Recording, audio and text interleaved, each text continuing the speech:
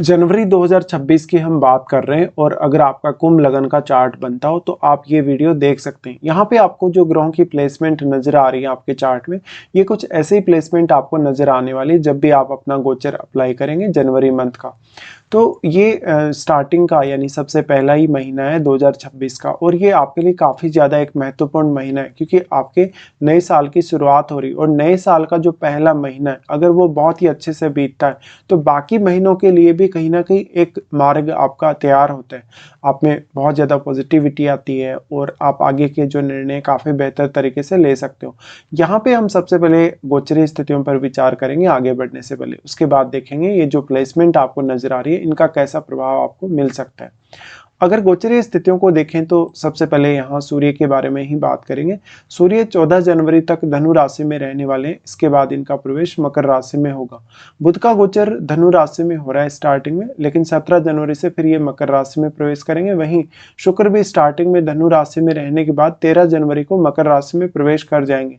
मंगल का गोचर 16 जनवरी तक धनु राशि में रहेगा और इसके बाद ये भी मकर राशि में प्रवेश करेंगे। बृहस्पति मिथुन राशि में आपको गोचर करते हुए दिखेंगे, अभी इनकी स्थिति है वक्री।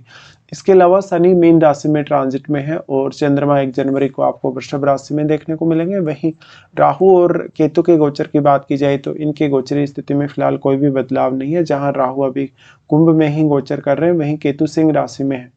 देखिए, अगर हम इनके गोचरीय स्थितियों के हिसाब से देखेंगे तो ये जो आपके लिए गोचरीय चर्चा है वो काफ़ी इंपॉर्टेंट हो जाती है।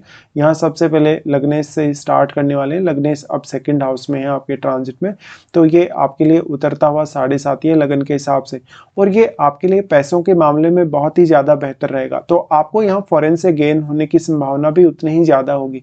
और क्योंकि शनि स्वयं यहाँ 12th हाउस के लॉर्ड हैं, तो आपकी जो फैमिली रिलेटेड जिम्मेदारियां हैं या जो आपकी इंडिविजुअल भी अगर कुछ ऐसी रेस्पॉन्सिबिलिटी बनती हैं खुद के लिए भी, उनको आप काफ़ी अच्छे से निभा सकते हैं। इस समय में शनि वाणी स्थान पर होने से अपनी वाणी को लेकर थोड़े से सावधान जरूर रहें।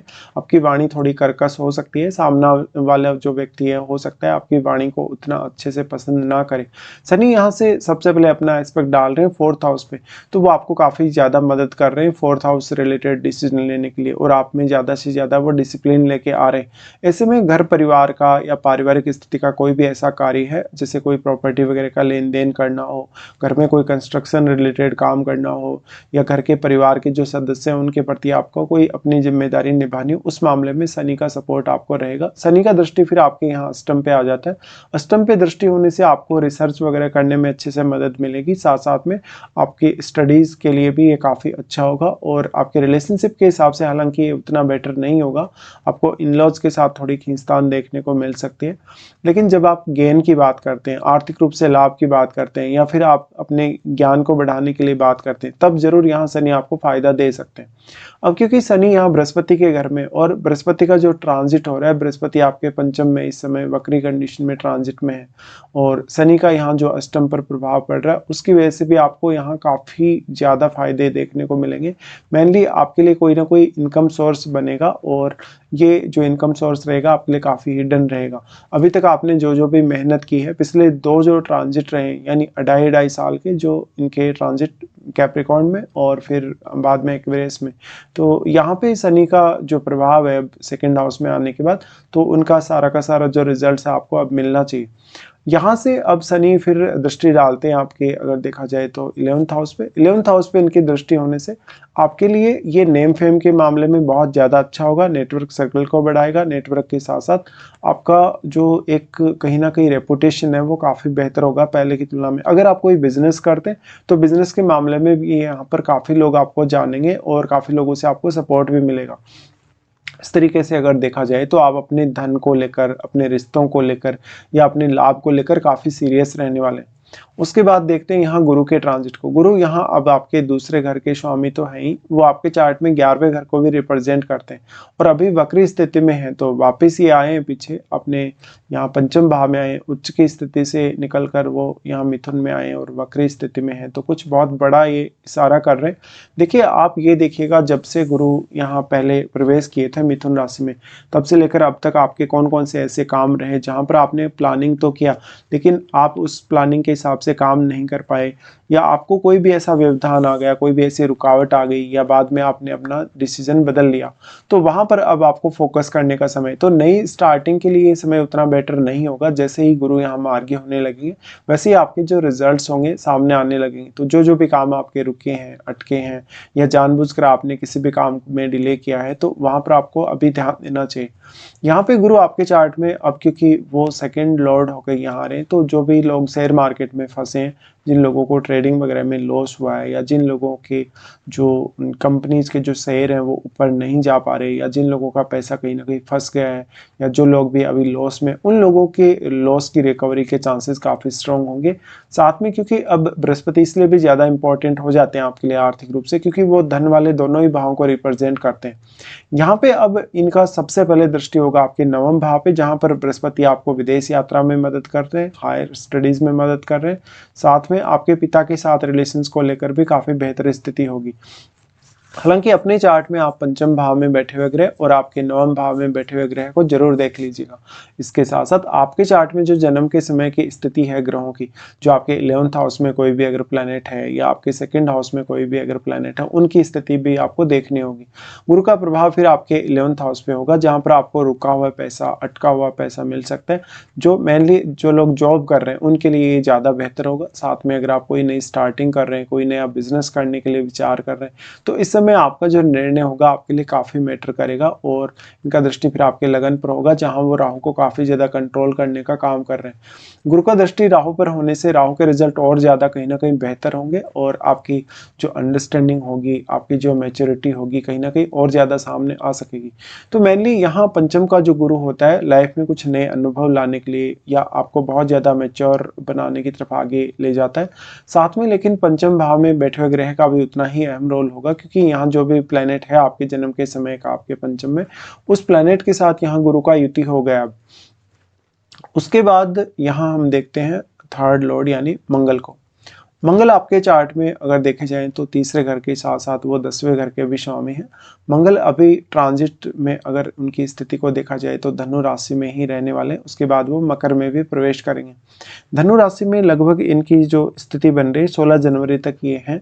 16 जनवरी तक आप पूरा प्रयास करेंगे ज़्यादा से ज़्यादा धन अर्जित करने के लिए, मान सम्मान अर्जित करने के लिए। अगर आपका कोई बिजनेस है, किसी भी प्रकार का आपका कोई भी ऐसा एक्सपेक्टेशन है अपने आप को लेके या किसी रिश्ते को लेके, तो वहाँ पर अपनी सारी की सारी अपेक्षा आप पूरी करने की कोशिश कर रहे हैं। यहाँ पे आपको मेनली हेल्प कर रहे हैं मंगल, बाकी अन्य ग्रहों के लिए भी, क्योंकि यहाँ पे बुध भी साथ ही रहने वाले और शुक्र सूर्य ऑलरेडी हैं। ऐसे में देखिए सूर्य और मंगल दोनों ही अपने मित्र बृहस्पति के घर में होंगे। ऐसे में आपको काफ़ी ज़्यादा अच्छा ये मंथ रह सकता है पैसे के हिसाब से, अर्निंग के हिसाब से देखा जाए। और कैरियर में भी एक अच्छा चेंज ऐसा मंगल आपके लेकर आ सकता है, क्योंकि वो थर्ड लॉर्ड तो है ही, साथ में वो आपके चार्ट में 10th लॉर्ड भी है, इसलिए इनकी पोजीशन और भी ज़्यादा आपके लिए इंपॉर्टेंट हो जाती है। मंगल का यहाँ से फिर अगर देखा जाएगा तो सबसे पहले जो प्रभाव रहेगा वाणी स्थान पे ही रहेगा, लेकिन क्योंकि मंगल अब आपके यहाँ वो अपने मित्र के घर में बैठे हैं और गुरु की दृष्टि में भी हैं, तो शनि पर जब वो अपना प्रभाव डाल रहे हैं, तो क्योंकि वो यहाँ गुरु के ही घर में ऑलरेडी बैठे हैं, इसलिए यहाँ उतना नेगेटिव प्रभाव इनका नहीं होगा। बट वाणी को लेकर थोड़ा आपको सावधानी रखनी होगी। लेकिन इस प्रकार का मंगल आपको अर्निंग के मामले में बेहद ही सपोर्ट करेगा। इसके साथ ही मंगल का प्रभाव आपके पंचम पर भी होगा। पंचम भाव पर मंगल का प्रभाव है, तो देखिए आमने सामने है यहाँ पे गुरु और मंगल, तो ऐसे में आपके जो पंचम भाव से संबंधित कार्य हैं उनमें आपको और ज़्यादा बेहतर तरीके से डिसीजन लेने में मदद मिल सकेगी। साथ ही साथ आपका किसी से कोई प्रेम संबंध है, इवन लव अफेयर है, तो वहाँ पर आप अपने रिलेशनशिप को लेकर और भी ज़्यादा सीरियस होंगे।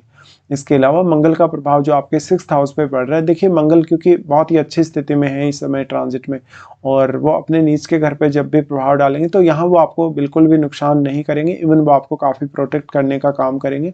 साथ साथ में आपके जो भी काम रुके हैं डेली लाइफ के या जो भी अटके हुए काम हैं उनमें भी आपकी काफ़ी ज़्यादा ही मदद कर रहे हैं। उसके बाद यहाँ से मंगल प्रवेश करेंगे 12th हाउस में, जहाँ पर वो उच्च की स्थिति में होंगे।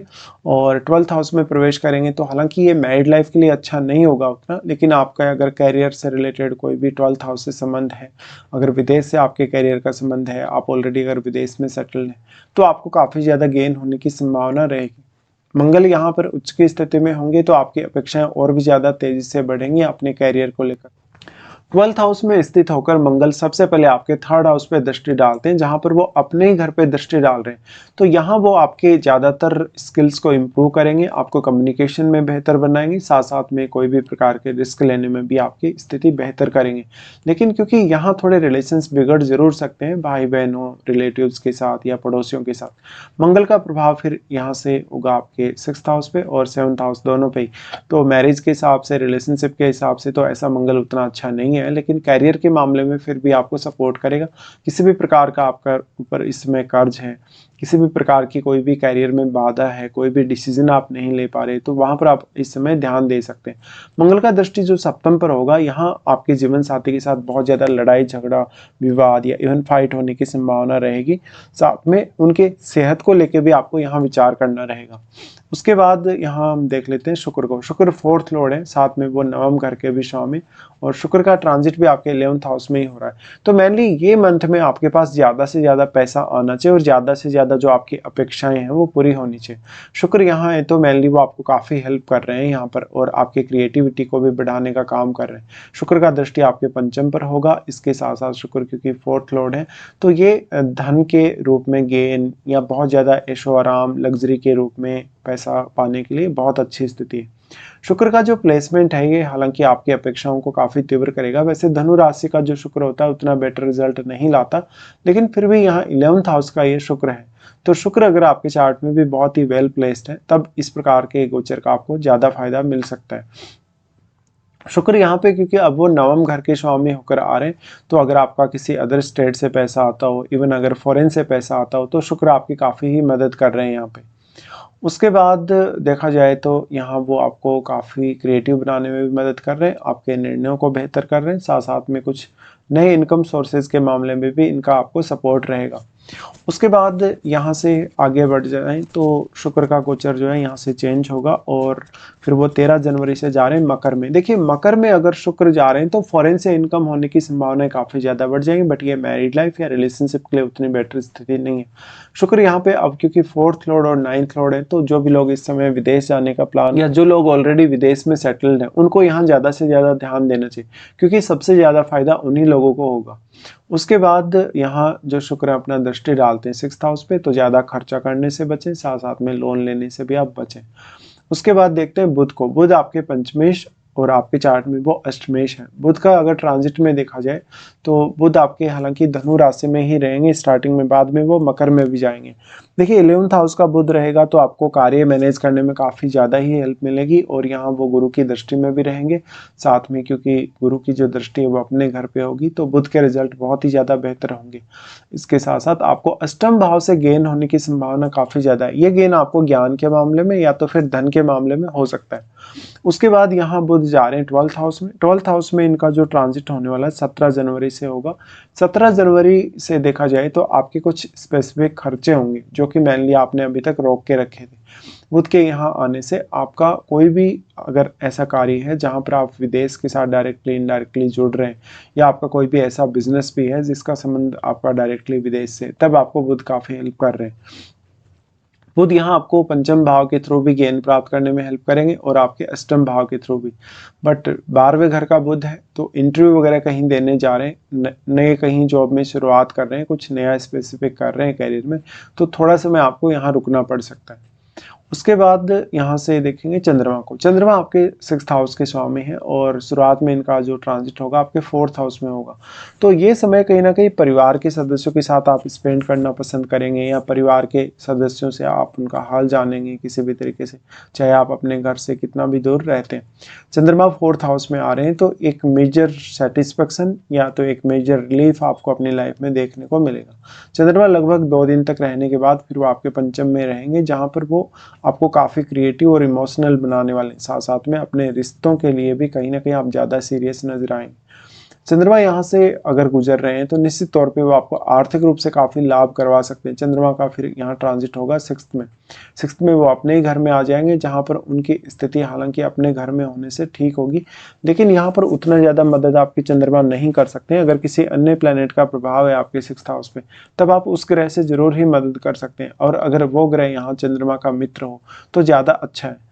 चंद्रमा फिर प्रवेश कर रहे हैं सप्तम में, जहां पर वो आपको मैरिड लाइफ या रिलेशनशिप को लेकर काफ़ी ज़्यादा रिस्क को बढ़ाने वाले हैं। उसके बाद हम यहाँ देख लेते हैं सूर्य के ट्रांजिट को। सूर्य आपके 7वें घर के लॉर्ड हैं और सूर्य का ट्रांजिट हो रहा है अभी धनु राशि में। इनका गोचर 14 जनवरी तक होगा धनु में। तो 14 जनवरी तक आपको एक तो डिसीजन लेने में मदद मिलेगी, आपके नेटवर्क को फैलाने में मदद मिलेगी, साथ ही आपको अन्य लोगों से काफ़ी सपोर्ट भी मिलेगा, आपका मान सम्मान भी बढ़ेगा, आपकी रेपुटेशन भी बढ़ेगी। लेकिन ऐसा जो सूर्य है वो विचारों में बहुत ज़्यादा ईगो लाता है, बहुत ज़्यादा प्रॉब्लम्स लाता है। इस मामले में थोड़ा आपको सतर्क रहना होगा। सूर्य यहाँ अब सप्तमेश होके आ रहे हैं, तो आपका पार्टनर भी आपको हाईली सपोर्ट कर सकता है, बट पार्टनर के साथ आपको रिलेशनशिप को लेकर काफ़ी ज़्यादा इशू रहेंगे। सूर्य के यहाँ आ जाने से कौन आपके बारे में क्या बोलता है या कोई भी व्यक्ति आपके बारे में क्या सोचता है, इसको लेकर आप काफ़ी ज़्यादा चिंता करने लगेंगे। उसके बाद सूर्य यहाँ से अपना राशि परिवर्तन कर रहे हैं, 12th हाउस में वो चले जाएंगे। तो 14 जनवरी से वो जा रहे हैं। 14 जनवरी से उन लोगों को सबसे ज़्यादा फायदा होगा जिनका फॉरेन में ऑलरेडी जॉब है या जिनको सैलरी वगैरह आती हो। ऐसे में सूर्य आपके मान सम्मान, आपकी रेपुटेशन को काफ़ी ज़्यादा ही यहाँ बढ़ाने वाले हैं। उसके बाद यहाँ जैसे हमने अभी डिस्कस किया, सभी ग्रहों के बारे में अभी चर्चा हो चुकी है। तो अभी हम विचार कर लेते हैं कौन कौन से आपके लिए अच्छे दिन हैं इस मंथ में और कौन कौन से कुछ आपके लिए ख़राब दिन भी सामने आने वाले हैं। सबसे पहले अगर अच्छे दिनों की बात की जाए तो यहाँ पर अच्छे दिनों में आपके लिए 1, 2, 3, फिर 16, 17, फिर 27 से 23 तारीख तक ये दिन सबसे ज़्यादा अच्छे निकल कर आ रहे हैं। अगर आपका कोई भी ऐसा काम या अपने किसी भी काम के लिए आप फर्दर कोई डिसीजन नहीं ले पा रहे तो आप इन दिनों को चुन सकते हैं उन कार्यों को पूरा करने के लिए। उसके बाद देख लेते हैं कौन कौन से ऐसे दिन हैं जहाँ पर आपको कुछ डिफिकल्टीज सामने आ सकती हैं। चंद्रमा सबसे पहले जब अपने ही घर में ट्रांजिट करेंगे तो 4, 5 और 31 तारीख को आपको सबसे ज़्यादा सावधानी रखनी होगी। ये दिन आपके काफ़ी स्ट्रेसफुल रह सकते हैं। इन दिनों में किसी के साथ भी पैसे का लेन देन करते हो या कोई भी अन्य ऐसा महत्वपूर्ण लेन देन करते हो तो आपको काफ़ी नुकसान उठाना पड़ सकता है। साथ ही आर्थिक रूप से कोई भी बड़ी रिस्क इस समय ना लें। चंद्रमा का गोचर जब कन्या में होगा तो आपके लिए 8 से 10 तक ऐसी स्थिति बनेगी। ये सबसे ज़्यादा आपके लिए प्रॉब्लमेटिक समय रहेगा। इस समय में आपके ऊपर मानसिक रूप से बर्डन भी ज़्यादा रहेगा, हालांकि आर्थिक रूप से फायदा होने के चांसेस फिर भी होंगे। चंद्रमा जब कैप्रिकॉर्न में जाएंगे तो 18 से 20 तारीख तक की इनकी ये स्थिति बन रही है। इन दिनों में आप अपने फ्यूचर के जो डिसीजन है उनको बहुत ही सीरियसली प्लान करेगा। आपके कुछ फैसले गलत हो सकते हैं। इसके अलावा बहुत लंबे समय से आपके जो पेंडिंग खर्चे थे वो पूरे हो सकते हैं और इस समय आपको अपनी हेल्थ वगैरह पे भी सबसे ज़्यादा ध्यान देना होगा। तो इस हिसाब से आप विचार कर सकते हैं। फिलहाल हमने यहाँ पूरा डिस्कशन किया। फिलहाल वीडियो देखने के लिए धन्यवाद।